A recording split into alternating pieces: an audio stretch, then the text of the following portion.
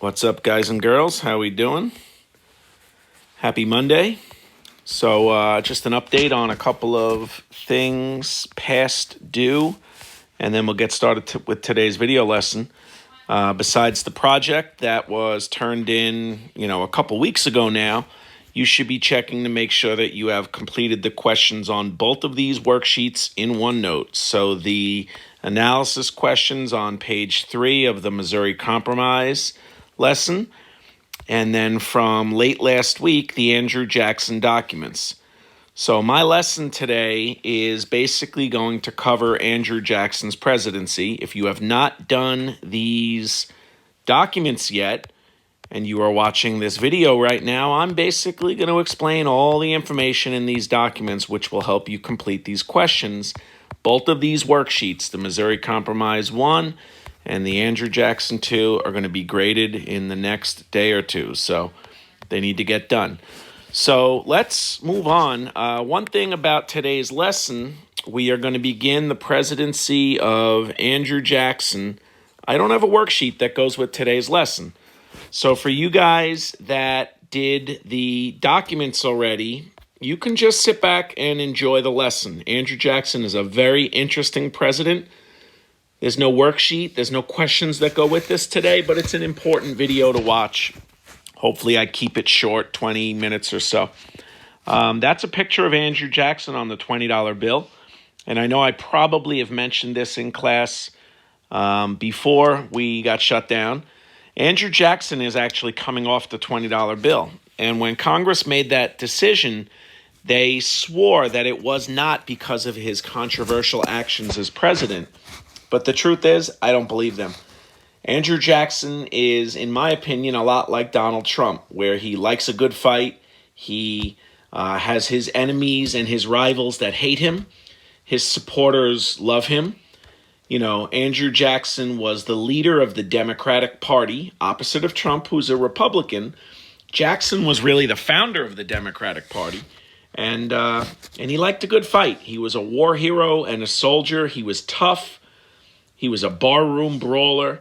Andrew Jackson definitely made enemies along the way, but he was a good leader. He was a good president, and some of his decisions were controversial. That's kind of where he gets that negative bad guy image today. But historians are good to Andrew Jackson. They know he was a good president, and a lot of the things that he did in office may have been controversial, but a lot of them were good for the country. So you can see he's our 7th president, and he's elected in 1828. So we're going to talk about his 2 terms and go over the highlights and lowlights of his presidency. So first off, I have a picture of younger Andrew Jackson there.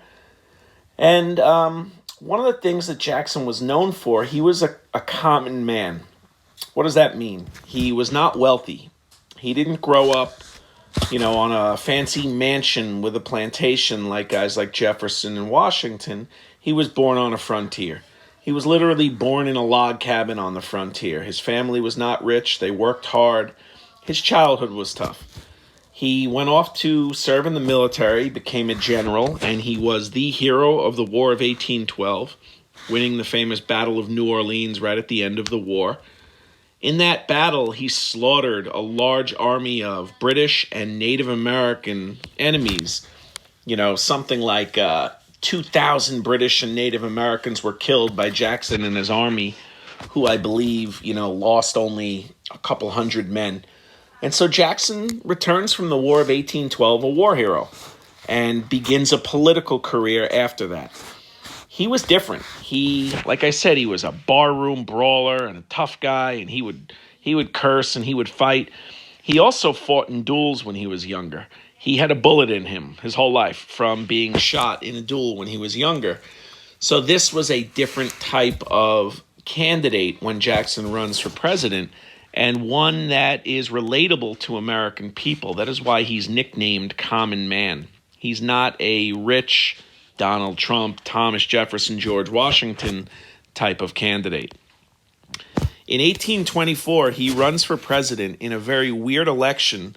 He's running against 4 candidates that are all from the same political party. Andrew Jackson, John Quincy Adams, Henry Clay, and William Crawford were all Democratic Republicans at the time. Remember, there were no more Federalists because that party had broken up. This election was a mess. All four candidates received votes.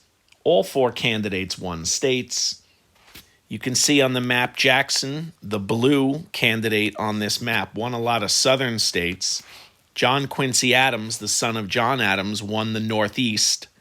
But neither candidate had enough electoral votes to win the election because you need a majority. You need to get more than half of the electoral votes. None of the candidates did. So the Constitution says if there's no clear winner in the Electoral College vote, the House of Representatives chooses the winner. So at this time, Henry Clay, a leader in the House of Representatives, drops out of the race, and he pledges to support John Quincy Adams in the House of Representatives vote to choose the winner. John Quincy Adams agrees to this, and when Henry Clay gets the House of Representatives to choose John Quincy Adams, he then nominates Henry Clay for a cabinet position. Andrew Jackson loses the election, and he's furious. He accuses both men of making a corrupt bargain, which would mean like a shady deal, and they did, and it cost Jackson the election.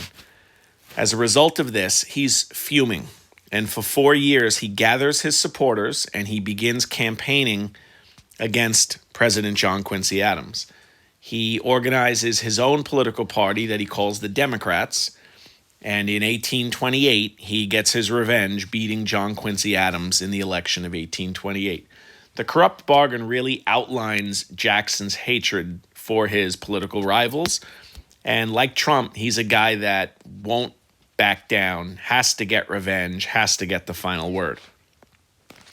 So Jackson is elected president in 1828, and his inauguration in 1829 is supposedly a wild party where he invited the public to come to the White House and celebrate.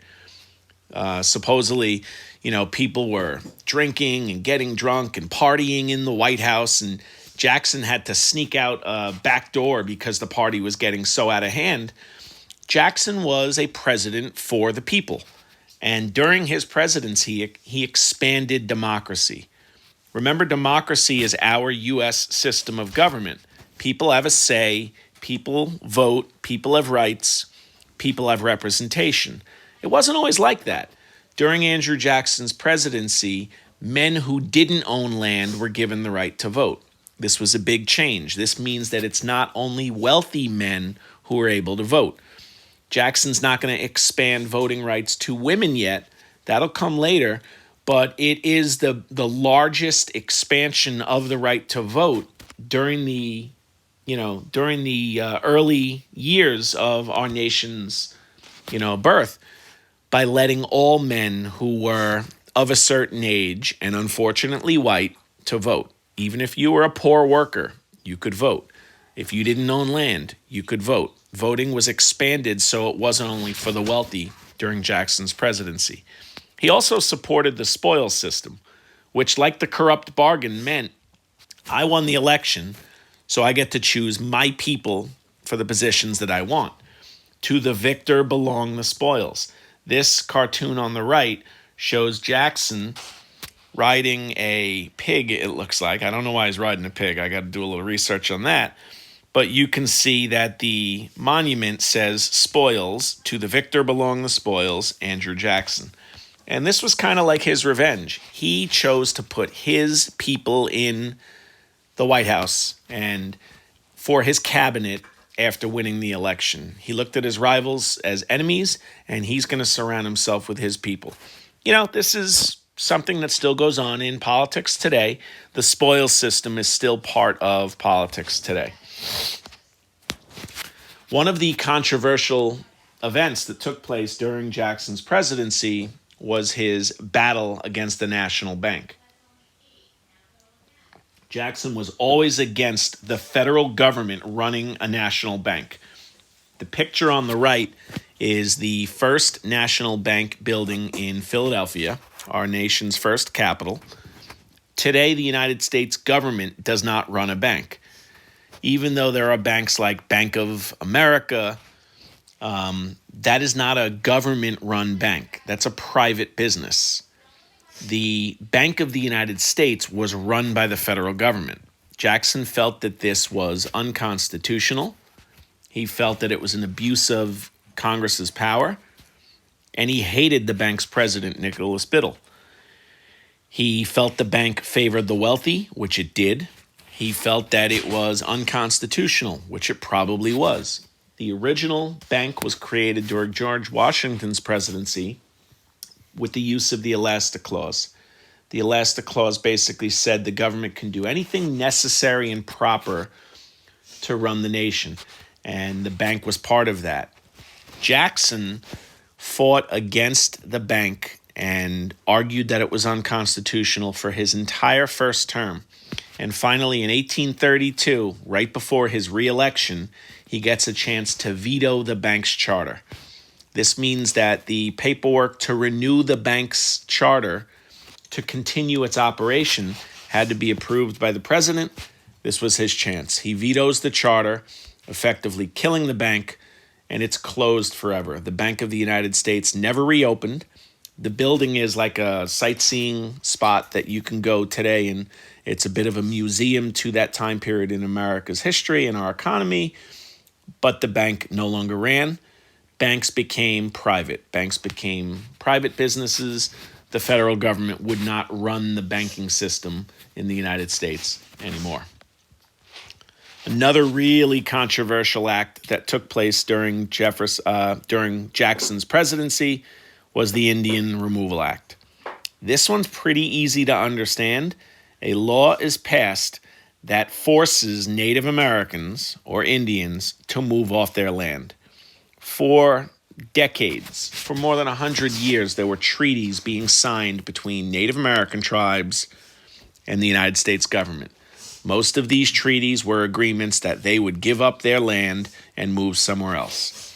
In 1830, Jackson approves this law. Like a veto, when he can reject the law, he signed it. He agreed with it. He didn't like Native Americans. He was from the frontier. He had shared his home state with many Native American tribes. In the War of 1812, he fought against the Native American tribes. Now there's really valuable land in states like Georgia, in territories like Florida, states like Alabama, states like Mississippi.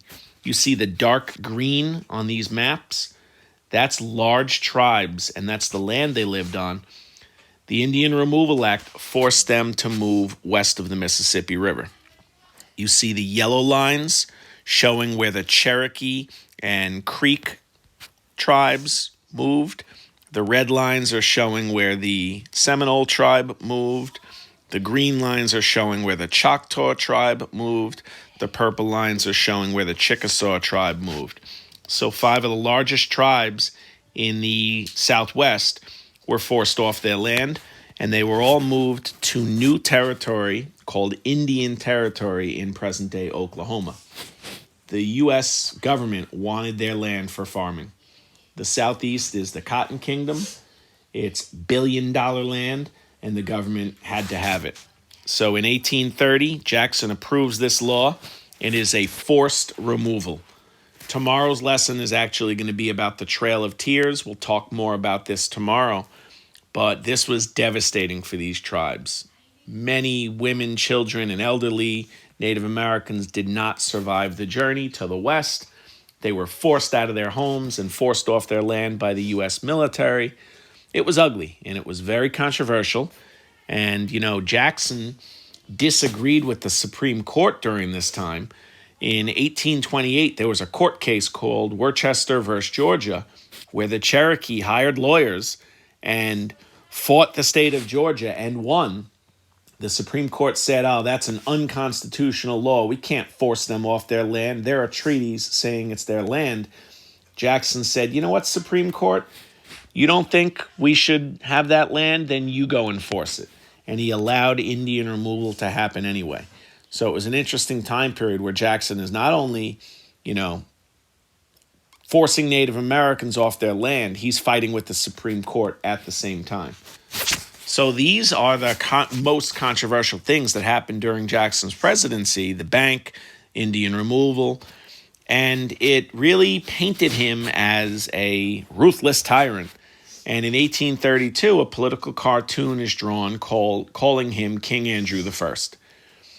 Like Trump, a controversial president who people say abuses his power, and also like Trump, a president that's accused of being insensitive to certain types of Americans. In this case, Jackson hated Native Americans. He's accused of being racist.